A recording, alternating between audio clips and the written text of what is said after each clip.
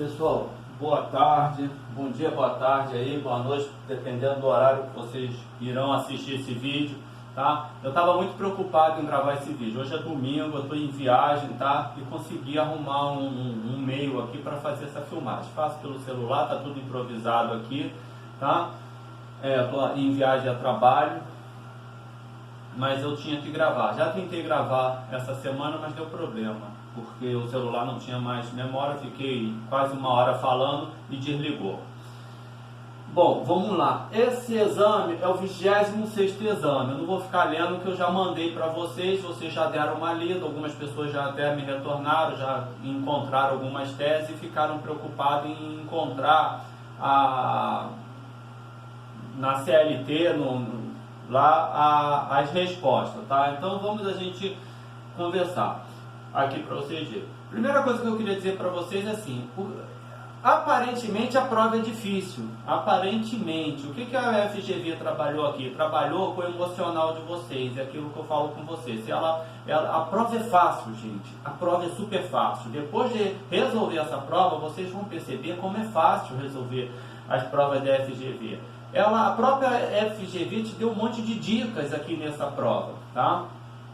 Você vê, foi facílimo você verificar qual era a prova, a peça, tá? Ela diz qual é o lado que você está. A única coisa que você teria que trabalhar aqui é com as fundamentações, tá?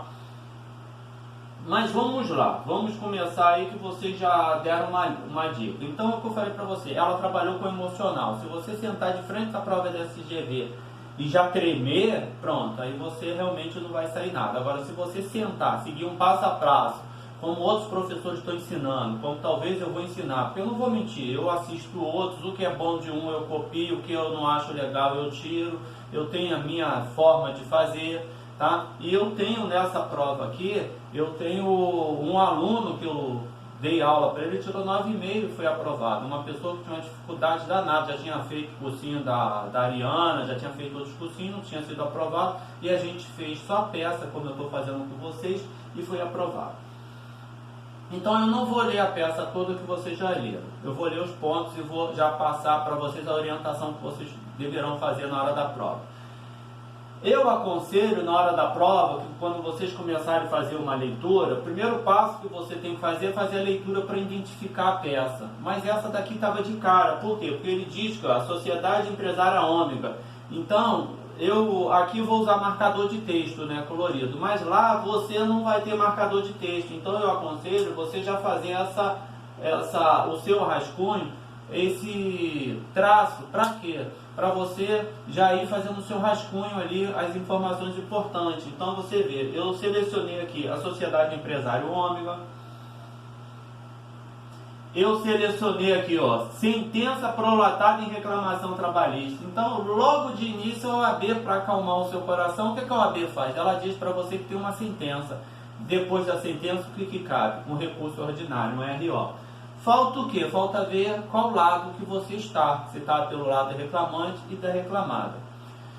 Por que isso faz importância, gente? Isso faz uma importância tremenda. Isso, na hora da prova, eu já vi prova, já conversei com pessoas que já tentaram fazer outra prova da OAB, já fizeram outra prova da OAB e erraram na hora. Por quê? Porque estudam muito RO para reclamada, mas caiu para reclamante. E ele até identificou, mas na hora de fazer o pedido, ele fez o pedido totalmente improcedente.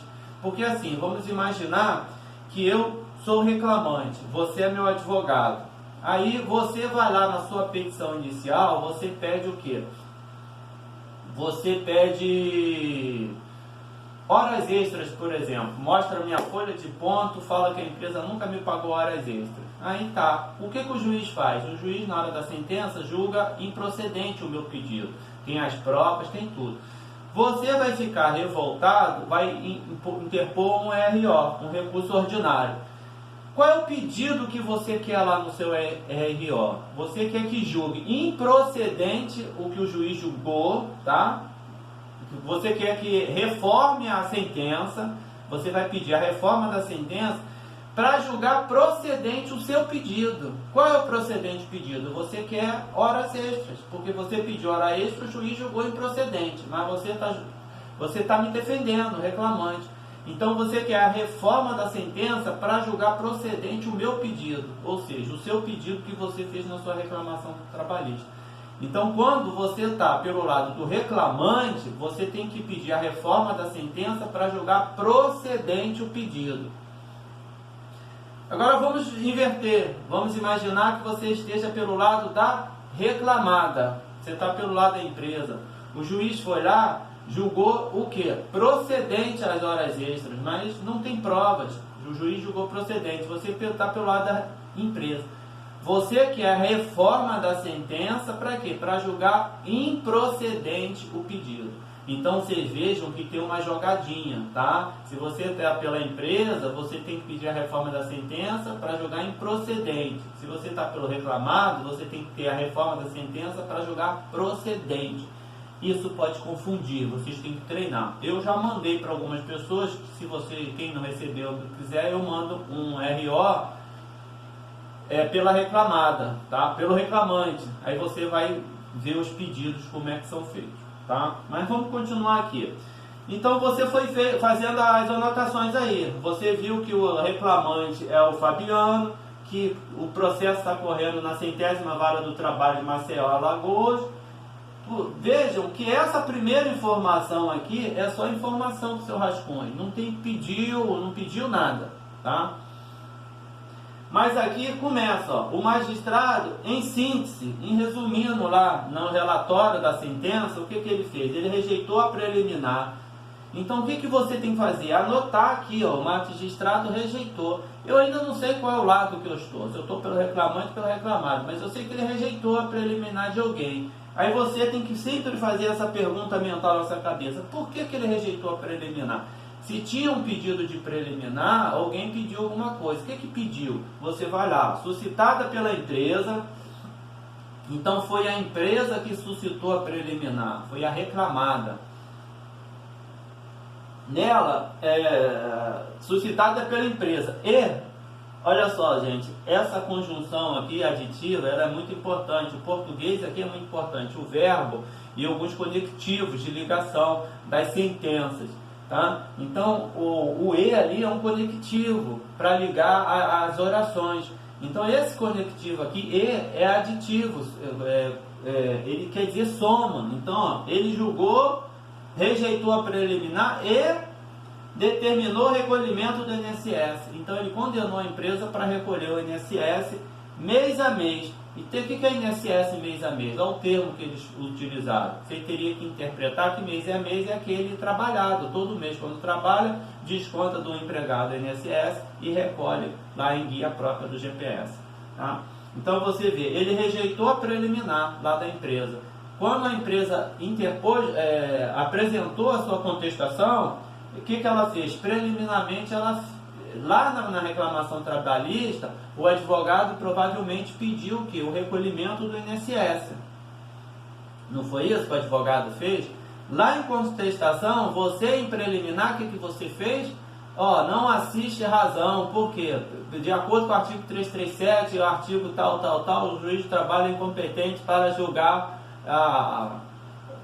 cobrar o INSS, executar o INSS do período trabalhado, não das sentenças que proferir, tá? Então o que ele fez? Você colocou na sua contestação, mas o juiz ele não aceitou, ele rejeitou, tá? E condenou você a pagar. E agora você quer interpor um recurso. Nós estamos em recurso, né? Um recurso extraordinário. Não sabemos o lado, vamos ver daqui a pouco, tá?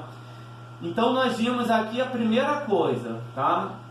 A segunda coisa que nós temos que olhar aqui, vejam, gente, se você marcar assim, ó, sempre com verbo, rejeitou novamente. Então, sempre no RO vai estar assim: rejeitou, indeferiu, acolheu, não acolheu. Você vai ter sempre esses verbos que você vai estar. Então, quando você encontrar um verbo desse na sentença, você já faz logo isso aqui, marca ele.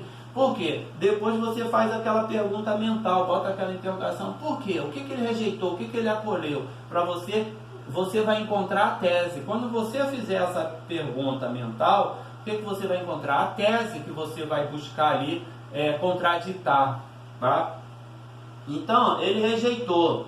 preliminar. Novamente ele rejeitou outra preliminar. Por quê? Suscitada e desconsiderou que a empresa havia feito um acordo em outro processo, movido pelo mesmo empregado, homologado em juízo. Então, lá na sua contestação, você novamente em preliminar, você alegou o quê? Coisa julgada. Tá? Olha só o que eu fiz aqui, tá? Você bota dentro de quadradinho o verbo principal, depois você só assinala, sublinha, deixa assim sublinhado para a tua prova não ficar poluída também, tá? Então o juiz rejeitou, você foi lá e falou para o juiz assim, aqui, Vossa Excelência, eu tenho outro processo aqui, ó, já foi feito um acordo, já homologamos esse acordo. E o juiz rejeitou isso, tá? Isso nós vamos ver depois a tese que nós vamos utilizar isso, se nós estivermos pelo lado da empresa. Porque se nós não estivermos pelo lado da empresa, se o juiz rejeitou, está sendo favorável ao reclamante, não é?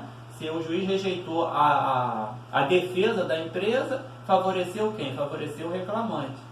Mas se nós estivermos pelo lado da empresa, se ele rejeitou a preliminar da empresa, favoreceu quem? Favoreceu a reclamada. Prejudicou quem? Favoreceu o reclamante, prejudicou o reclamado. Novamente encontramos outro verbo aqui. Rejeitou novamente. Ó. O juiz rejeitou a preliminar, outra preliminar. Você vai ficar tonto, vai falar assim, pô, nossa, quanta preliminar? Mas é isso, é uma prova. Você foi encontrando e foi colocando. Qual era essa preliminar? O que ele pediu? O que ele suscitou? Ele pediu as diárias postuladas. Em outra ação em curso e se encontra em grau de recurso, tá? Então tinha uma outra ação em curso que ele estava postulando o que? As diárias, tá? Ele estava pedindo lá na outra ação as diárias e o juiz ele não levou em consideração que tinha uma outra ação em curso. Nós vamos ver lá no artigo 337, vocês já estudaram aí o 337, que eu mandei uma apostila para vocês preliminares, o que consta lá? Litispendência. O que é litispendência? É as mesmas ações em curso na Justiça do Trabalho. Tá? Então aqui é uma preliminar de litispendência. Tá? Mas vamos continuar. Olha o verbo novamente aqui, ó. Extinguiu o feito sem resolução de mérito em relação ao pedido de desconto. Tá? Então lá o advogado pediu o desconto, tá? A devolução do pedido de desconto. Só que o juiz, o que ele fez? Ele extinguiu o feito sem resolução do mérito, alegando que porque não havia causa de pedir. Então aqui, aparentemente, ele aceitou a preliminar. Ele aceitou a preliminar da empresa. A empresa foi lá e falou, olha, a inépcia da petição inicial, porque falta a causa de pedir. E o juiz, então, ele extinguiu o feito. Eu não sei qual lado nós estamos, mas eu sei que o juiz extinguiu, tá? Então nós temos que esperar chegar lá no final para a gente ver se foi favorável ou não. Vamos continuar, ó. Você veja novamente o verbo, ó. Ponto e vírgula, quer dizer que vai começar uma outra oração, ó. O juiz não acolheu a prescrição parcial, tá? Então eu fui lá na minha contestação e eu pedi, a empresa pediu a prescrição parcial, tá? Que é aquela prescrição quinquenal dos 5 anos para trás. O juiz não acolheu. Se ele não acolheu o meu pedido, foi desfavorável à empresa, né? Qual foi a fundamentação por ele não ter acolhido? Tá? Porque ele diz que ela foi suscitada pelo advogado em razões finais. Eu sei se isso está certo ou não está, não sei. Vou procurar saber essa tese aí. Tá? E o magistrado ainda falou que deveria sê-lo apenas na contestação, por isso teria ocorrido a preclusão. Então, nós vamos procurar essa tese. Novamente o juiz chegou aqui e falou assim, ó, deferiu, tá? Deferiu a reintegração dos empregados. Aí você tem que botar, aqui não está, mas teria que botar aqui o porquê. Deferiu por quê? Está aqui, ó. A integração, porque foi eleito presidente da Associação de Leitura dos Empregados da empresa. Aí você vai se perguntar assim, mas será que o presidente da Associação de Leitura da empresa tem estabilidade? Não sei, tá? Deixa eu ver aqui se eu consigo... Será que porque o presidente da Associação de Leitura da empresa tem estabilidade? Não sei, nós vamos ter que analisar isso mais na frente. Aí aqui outra situação, ó, o juiz indeferiu o quê? O pedido de vale transporte. Por quê? Porque o reclamante se deslocava para o trabalho e dele retornava a pé. Então o juiz indeferiu. Eu não sei qual lado que eu estou, se eu estou pelo reclamante ou se eu estou pelo réu. Sei que o juiz indeferiu, tá? Então eu vou deixar assinalado ali que ele indeferiu esse pedido para lá no final eu ver o que eu vou ter que buscar ali para contraditar. Aí andando mais um pouquinho a gente vê outro verbo aqui. O juiz deferiu o quê? Indenização por dano moral. Aí você vai fazer novamente aquela interrogação na sua cabeça, vai falar assim, por que ele deferiu indenização por dano moral? Por quê? Pelo confessado atraso no pagamento do salário nos últimos 3 meses. Então, a princípio, a empresa confessou que atrasou o salário nos últimos 3 meses da relação contratual lá do contrato de trabalho. E em virtude disso, qual foi a consequência? O empregado teve seu nome escrito em cadastro restritivo de crédito, conforme certidão do Serasa, juntado pelo reclamante, demonstrada a inserção do nome do empregado no rol dos pagadores em novembro de 2015. Gente, eu falei para vocês que é uma prova, tá, gente? A OAB, ela não vai dar... A FGV, ela está analisando. Ela não analisa. Quando se faz uma prova, o professor se faz uma prova, ele só analisa o seu conhecimento. Você analisa vários comportamentos seus, entendeu? Então, o advogado, ele tem que ter muita frieza para montar a sua tese, a sua defesa, quando olhar um caso, porque isso aqui está retratando um caso real. Vai chegar dentro do seu escritório, você vai estar sentadinho lá e a pessoa vai relatar um monte de coisas. Você vai escrever. Não tem como você ficar falando para o cliente naquele momento, ó, você tem direito, não tem. Você não vai ter tudo na cabeça. São milhares de profissões, milhares de convenções coletivas que você tem que ter contato. Então você tem que fazer um resumo, depois você vai analisar essa situação toda. Toda data é importante. Toda data, eu tenho uma história para contar que eu conto numa aula de cálculo, mas depois eu gravo um vídeo e conto para vocês, que é muito importante quando você faz entrevista com o empregado. E na prova da FGV, toda vez que tiver uma data, você tem que marcar essa data e olhar com o problema, com a tese, entendeu? Olha na data da contratação, da demissão, porque ele poderia estar pedindo dano moral numa data que ele nem estava trabalhando na empresa, entendeu? Então, se você não se atentar à data, você pode escorregar do cavalo, entendeu? Então, você tem que tomar cuidado com a data. Então, nós vamos analisar aqui, ó, ele deferiu para o dano moral. A gente vai ver a tese aqui do dano moral. Novamente, ele deferiu a entrega de uma carta de referência. Por quê? Para facilitar a obtenção da colocação. Então, ó, você foi lá, novamente marcou, deferiu. Não sei se tem direito ou não, se tem alguma lei pertinente a isso, tem que entregar uma carta de recomendação ou não. Ele indeferiu a integração da alimentação concedida ao empregado. Provavelmente ele pediu a integração do valor da alimentação ao salário. O juiz foi lá e indeferiu. Não sei qual é o lado que nós estamos, então não sei se está certo, se foi vantajoso, para quem foi vantajoso isso. Tá? O que eu quero que vocês prestem atenção, que vocês vejam, olha, é sempre o verbo deferiu, indeferiu, deferiu, indeferiu, deferiu, indeferiu. Tá? Novamente, ó, deferiu o pagamento de participação dos lucros. Previsto em convenção coletiva da categoria, olha a data aqui novamente, no ano de 2012 e 2013. Então tá, beleza, vou ver se está em direito a isso aqui. Indeferiu o pedido de anuênio, ó o verbo, indeferiu, não sei qual lado que nós estamos, então nós estamos no recurso ordinário, vai depender o lado que nós estamos para você ver aquele verbo que nós vamos utilizar. Ó, ele deferiu o pagamento de diferença de férias. Por quê? Porque o empregado não fruiu 30 dias úteis no ano de 2016. Tá? Então, 30 dias úteis. Beleza, chegamos até o final. Aí aqui ele traz mais algumas informações, tá? Ele diz que havia trabalhado de 8/7 de 2007 a 20/10 de 2017, sendo que de 2012 a 2014 permaneceu afastado.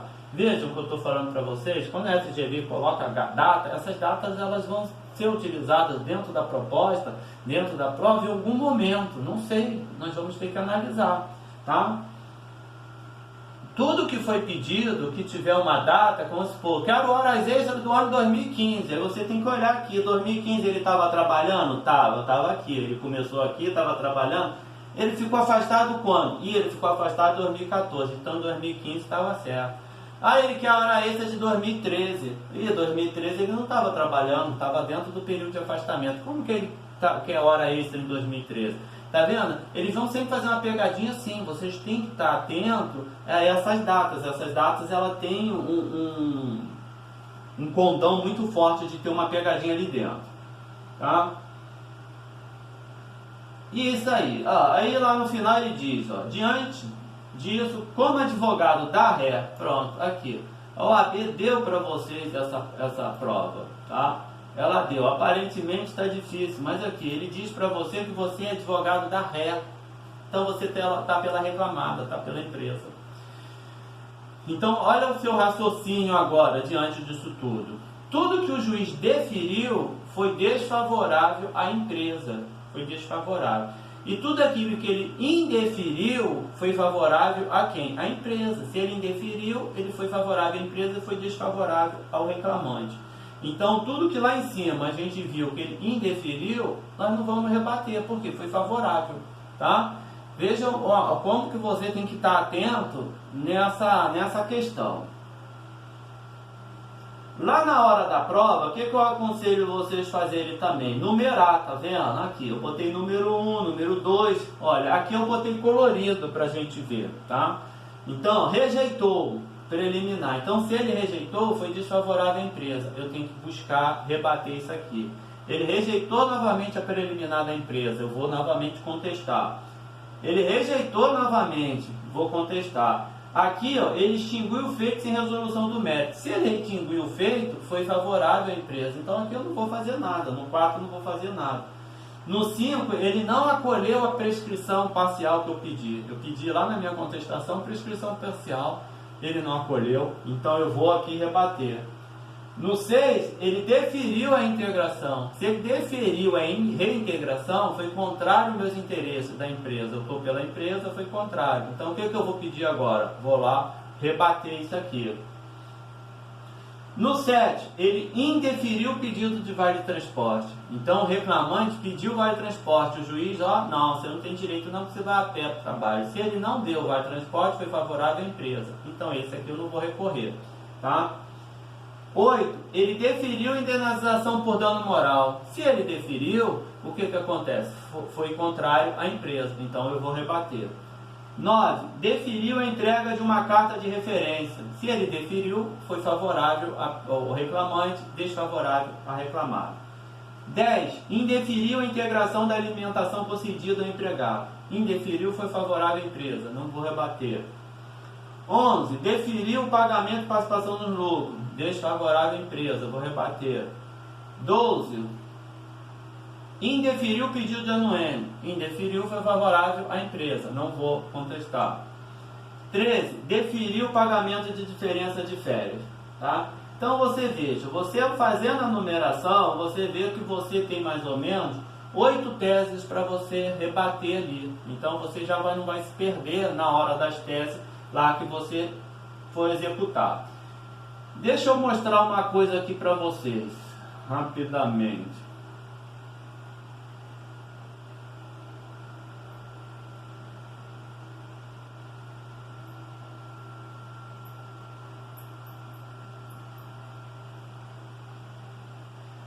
Olha só, gente, isso é um espelho de correção de um aluno, tá? Então, olha a nota final dele, 9,5, tá? Ele foi aprovado. Deixa eu mostrar para vocês aqui quanto que é, petição inicial, estrutura.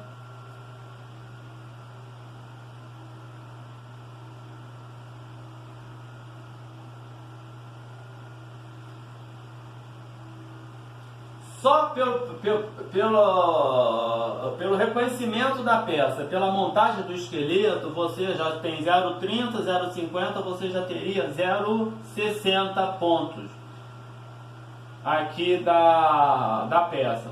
Só por você reconhecer a estrutura. Porque você já sabe qual é a peça, você já identificou a peça, você tem em mente o esqueleto, tem que fazer a peça de interposição, depois da peça de interposição você vai fazer as razões. Isso eu não vou comentar novamente, você já tem a apostila aí, vocês já foram. Vamos só para as teses, para a gente estudar as teses como foi.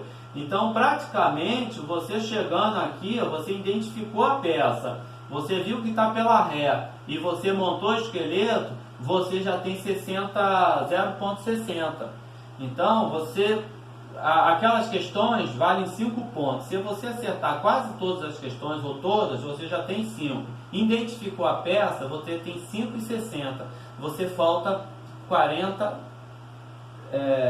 centésimos para décimos para você chegar lá, tá? Para ser aprovado.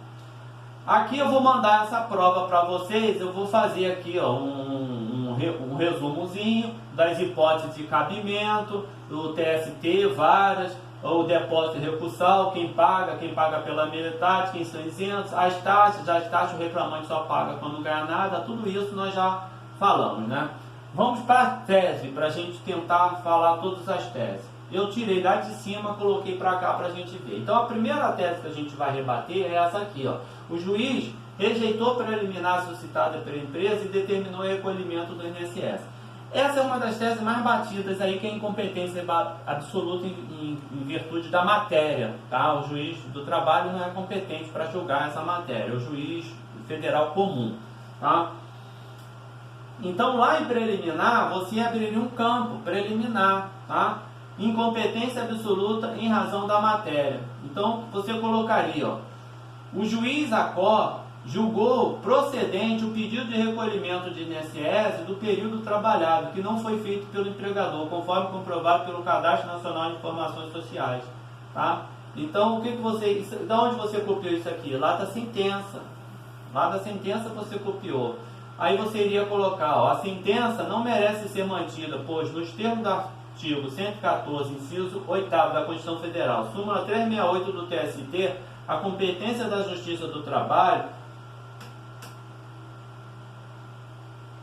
quanto à execução das contribuições previdenciárias, limites a sentença condenatória em pecúnia que proferir e aos valores objetos de acordo homologado que integra o salário da contribuição. Diante do disposto, requer a reforma da sentença para julgar improcedente pedido de recolhimento do INSS do período trabalhado. Então, gente, aqui você poderia citar o artigo 114 ou a súmula 368 ou o artigo 876 da CLT, parágrafo único. Você poderia citar os três ou um ou outro, mas na sua CLT aí, os índices remissivos, eles são bem legais. Então, quando você fosse olhar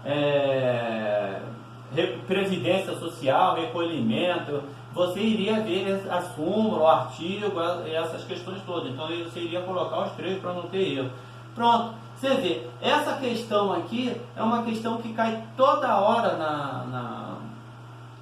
nas provas da OAB, incompetência absoluta. Então você pode marcar que com certeza vai cair. Então aqui você já tem mais 30 décimos, você já está pertinho da aprovação.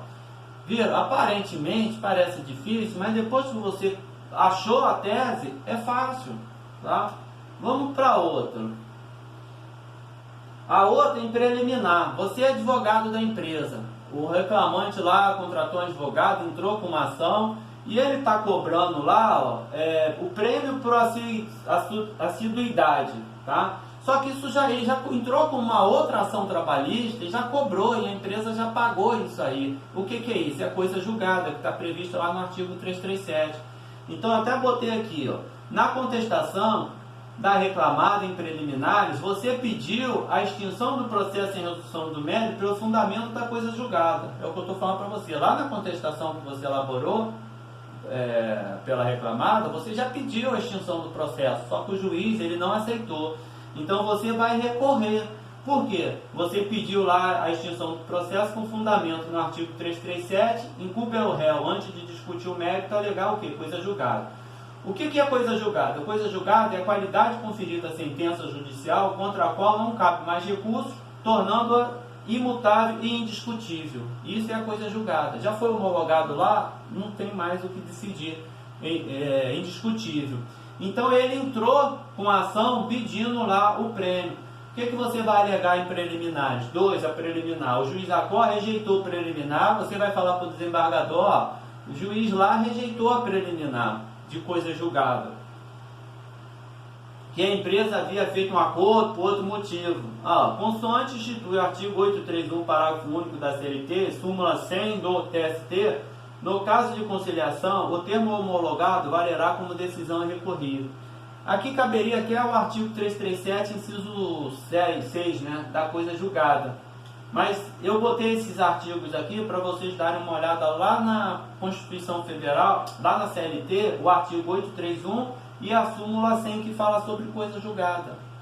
Homologou a transação lá, entendeu? Acabou, não tem mais o que discutir, tá? Então fez um acordo lá na Justiça, não tem mais o que discutir.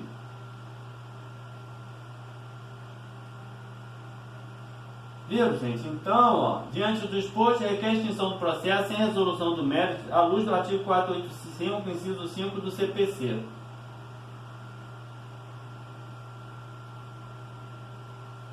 Três, ele novamente rejeitou outra preliminar. Essa preliminar, ele tem uma ação que está em recurso. Ele pediu o quê? Ele pediu as diárias postuladas. Ele entrou com uma outra ação pedindo diária postulada. Tá? Então, só que essa ação está em recurso.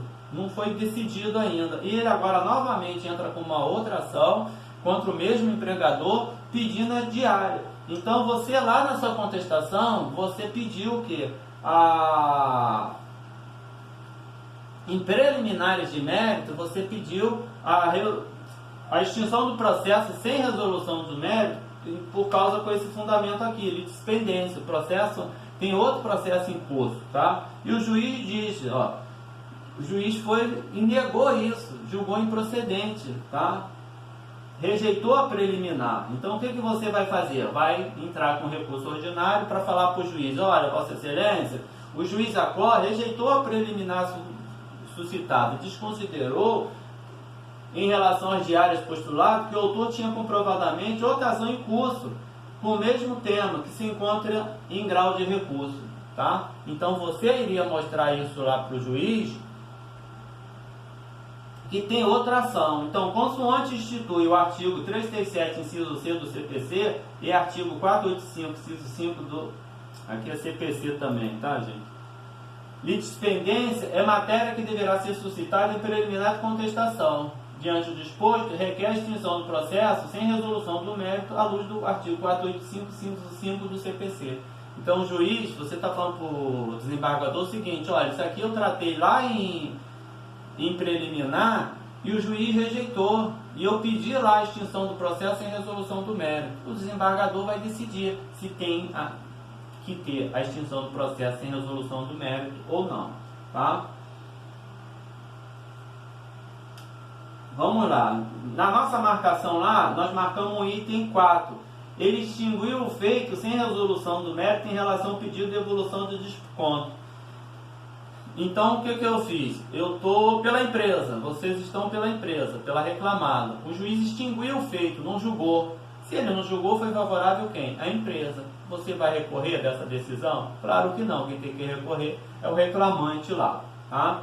Então foi favorável à empresa, não vamos fazer nada. 5. O juiz não acolheu a prescrição parcial, porque ela foi suscitada pelo advogado em razões finais, afirmando o magistrado que deveria ser apenas na contestação, tá? Então o que o juiz disse? O que acontece, gente? Numa audiência trabalhista, você vai chegar lá com o seu cliente, o reclamante vai chegar, você vai chegar lá com o preposto da empresa, a audiência, tá? O juiz vai perguntar se tem acordo, você vai apresentar a defesa, vai ouvir testemunhas. Antes do juiz dar sentença, o juiz dá 15 minutos, 20 minutos, vai depender de caso do juiz, mas é 15 minutos para quê? Para razões finais. Elas podem ser escritas, você pode ser escrita, ou pode ser ali oral, na hora você fazer as razões finais, tá? Normalmente os advogados remetem-se à inicial. Vamos supor, o reclamante, eles vai remeter a inicial e até o advogado reclamado remete-se à contestação. Mas vamos imaginar que eu sou advogado da reclamada e na hora lá da contestação eu vi que cometi um erro, que eu não aleguei a prescrição parcial. E caramba, aí o que eu faço? Lá nas minhas razões finais, naquele momento já te entregue a contestação. Naquele momento que o juiz abre para mim prazo para poder falar se eu tinha mais alguma coisa, eu lembro da prescrição parcial e falo para o juiz que você gostaria de arguir a prescrição parcial e peço ele para consignar aquilo em ata, tá? Então foi isso que o advogado fez, só que o juiz não acolheu, porque ele disse que só poderia pedir a prescrição parcial lá na contestação. Então vamos ver se está certo ou não. Então vamos lá a resposta. O juiz não acolheu a prescrição parcial, tá? Então eu vou pular o resto. A sentença não merece ser mantida, pois nos termos do artigo 193 do Código Civil e da súmula 153 do TST, poderia sim o advogado arguir a prescrição parcial em razões finais. Então depois vocês deem uma lida no 93 do Código Civil e a súmula 153. O 93 é que diz que a prescrição pode ser arguida em qualquer momento, tá? Então não tem isso na contestação. E a súmula 153, ela diz que as matérias de prescrição têm que ser arguídas na fase ordinária. Então pode ser arguída até na fase do recurso ordinário. Qual é o nome do recurso? Recurso ordinário. Nós estamos o quê? Na fase ordinária. Se eu tivesse esquecido lá embaixo, eu poderia, aqui no recurso ordinário, arguir a prescrição parcial. Tá? Então, deem uma lida para ver se vocês vão entender. Se não entenderem, me perguntem, que eu vou explicar de uma forma diferente para vocês. Tá?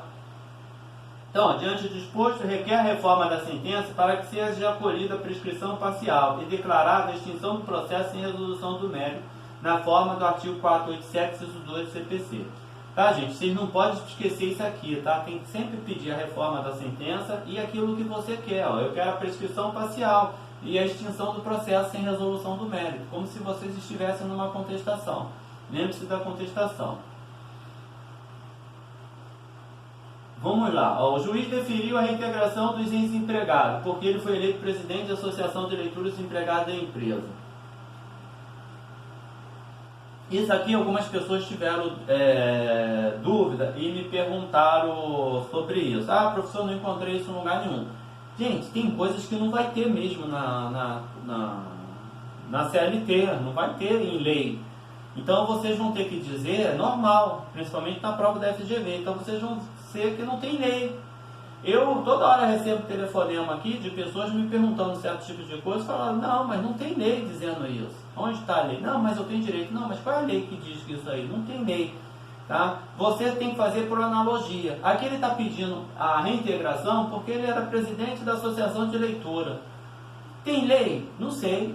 Você vai olhar aí, você vai ver que tem lei. Mas tem lei que diz quais são as categorias das empresas que têm direito à estabilidade, por o cara ser dirigente sindical, por ser presidente da CIPA, por ser isso, por ser aquilo. Então o que você vai alegar? Não tem lei. Então você vai lá, o juiz agora deferiu a reintegração. Vamos ver a sentença. A sentença não merece ser mantida por falta de previsão legal, pois o autor não era dirigente sindical. Então o que eu falo para o juiz? Juiz, para o desembargador, Vossa Excelência, não tem previsão legal que me obrigue a dar estabilidade para ele. Não tem lei que diga que o presidente da Associação de Leitura tem estabilidade, entendeu? Tem a garantia de emprego ou a estabilidade.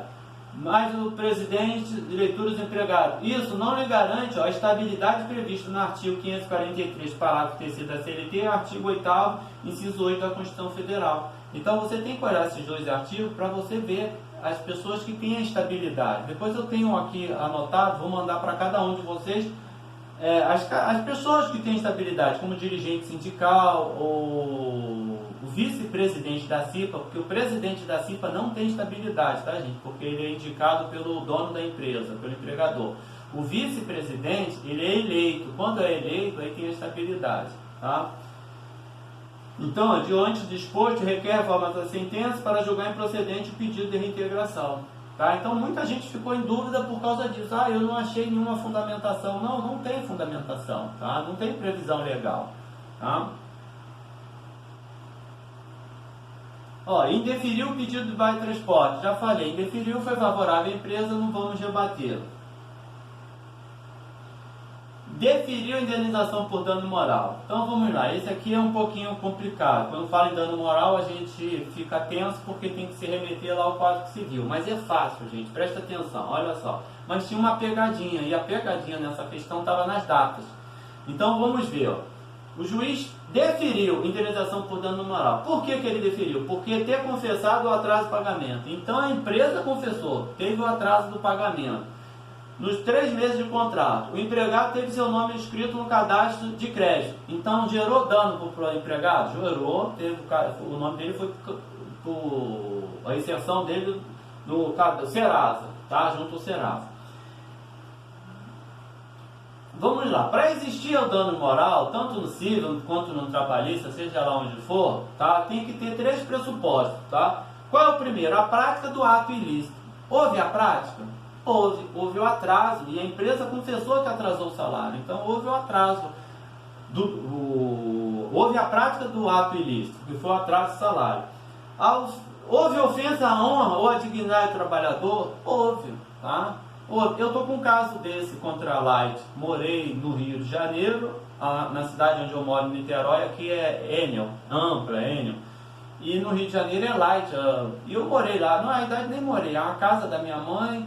E a gente foi alugar para uma pessoa, a pessoa estava com uns problemas aí, eu botei uma conta de luz no meu nome, a pessoa ficou lá há pouco tempo, isso lá em 2016, na época das Olimpíadas, antes da Olimpíada, porque a pessoa veio trabalhar aqui nas obras da Olimpíada, e eu fui lá, era parente, eu fui lá, liguei no meu nome, deixei a pessoa morando lá, e desde 2016 que eu desliguei a conta de luz. Agora em 2020 fui consultar, por nada, o meu nome lá, estou lá, 3 meses em atraso na conta da Light, e meu nome no SPC Serasa. Agradeci, né? Liguei para lá, obrigado, porque em cima do Natal vou ganhar um dinheirinho, né? Em cima deles que negativaram meu nome, não tem luz lá. E você entra no site, você olha direitinho que a minha conta foi desligada, tá 0, não sei de onde eles arrumaram luz lá, não tem ninguém morando lá. Então houve ofensa ao trabalhador, ele teve um nome lá, beleza. Só que tem que ter o nexo de causalidade entre esses 2 elementos, tá? Que é o artigo 86 e 927. Tem nexo de causalidade? Foi a empresa atrasou o salário, mas a negativação do nome dele foi por causa desse atraso de salário. Para ter sido por causa desse atraso de salário, tem que ser na mesma data. Então foi aquilo que eu falei para vocês têm que olhar a data. Qual foi a data que houve o atraso de salário? Ele trabalhou de 2007 a outubro de 2017. Olha no rascunho aí, outubro. Atrasou o salário nos últimos 3 meses, outubro, setembro, agosto, setembro, outubro, mais ou menos. Vamos botar esses 3 meses. De 2017. Mas ele teve um nome negativado quando? Novembro de 2015. Então o que faltou aqui? O nexo de causalidade. Então a empresa não pode ser responsável por uma questão dessa que ocorreu lá em outubro de 2015, tá? Então, presente esses 3 requisitos, impõe-se a reparação. Como não está presente, não tem. Então, vamos analisar. Houve a prática do ato ilícito? Podemos considerar que sim, pelo atraso do salário. Houve ofensa à honra e à dignidade do trabalhador? Podemos dizer que sim, pela inscrição do nome do mesmo no SPC. Houve nexo de causalidade? Essa inscrição foi motivada pelo atraso do salário? Vejam que eu botei uma interrogação para vocês analisarem. Não houve. Tá? Então, dano moral. O juiz acorda, definiu indenização por dano moral porque nos outros 3 meses. Aí isso você copiou da sentença. Ó. Vamos lá. A sentença não merece ser mantida, pois não se encontram presentes os requisitos da responsabilidade civil, culpa, dano e nexo. previsto no artigo 186, 927 do Código Civil e artigos 223G da CLT, que caracterizam o dano moral e daria inciso à indenização pelo mesmo. Nenhum direito da personalidade previsto no artigo 5º da Constituição Federal foi lesado, visto que o atraso nos salários ocorreu nos últimos 3 meses do contrato do ano de 2017 e o nome do reclamante foi escrito no SPC no ano de 2015. Logo, não há dano a ser reparado. Entendeu, gente? O importante aqui era você demonstrar esse nexo, que não houve nexo de causalidade, que o atraso ocorreu em 2017 e a inscrição do nome dele foi lá em 2015, tá? Então não houve esse nexo. Então, diante do exposto, requer a reforma da sentença para julgar improcedente pedido de dano moral. Beleza, estamos acabando. Deferiu a entrega de uma carta de referência, tá? Esse aqui que eu falei para vocês, carta de referência, ó. Gente, não tem previsão legal também. Inclusive, tem uma parte do texto aqui que diz, ó, não ter previsão legal. Não tem previsão. Onde está na lei que a empresa é obrigada a dar uma carta de referência? Não tem. Então, ó, qual era a fundamentação? Você vai lá no artigo 5º, inciso 2 da Constituição Federal. Ninguém é obrigado a fazer ou deixar de fazer alguma coisa senão em virtude de lei. Então eu não sou obrigado a dar uma carta de referência porque não tem lei me obrigando. Não pode ser o juiz que vai me obrigar.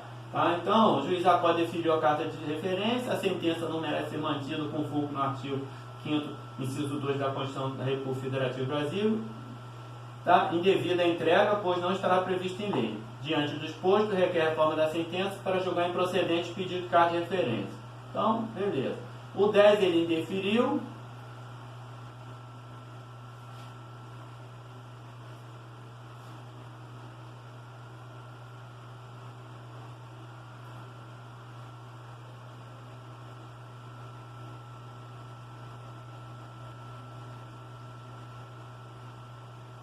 O 11 e o 12 eu ainda não terminei, tá, gente? Eu não fiz, mas eu vou já falar para vocês. O 11. O 11, a pegadinha está novamente na data, tá? O que você vai olhar? Você vai ter que olhar lá o artigo 476 e o parágrafo 1º da lei. O que é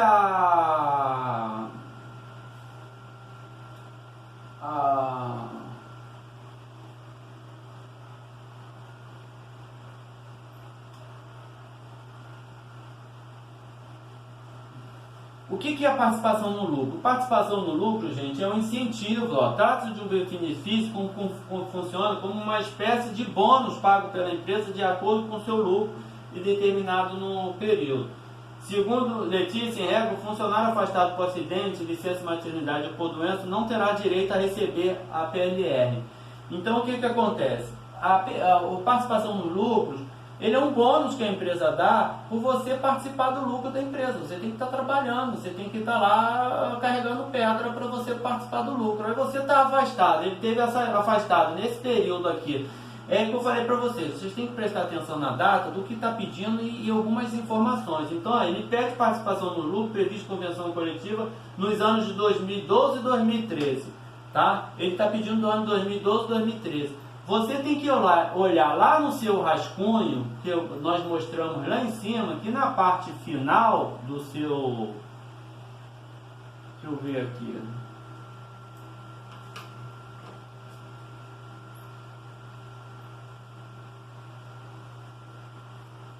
Aqui, ó. Lá na parte final da prova, ele diz o seguinte, ó, sendo que nos anos de 2012 a 2014 ele permanecia afastado por benefício previdenciário. Então ele ficou afastado, 2012 e 2013. Por isso que eu estou falando para vocês têm que se atentar às datas. Vamos lá.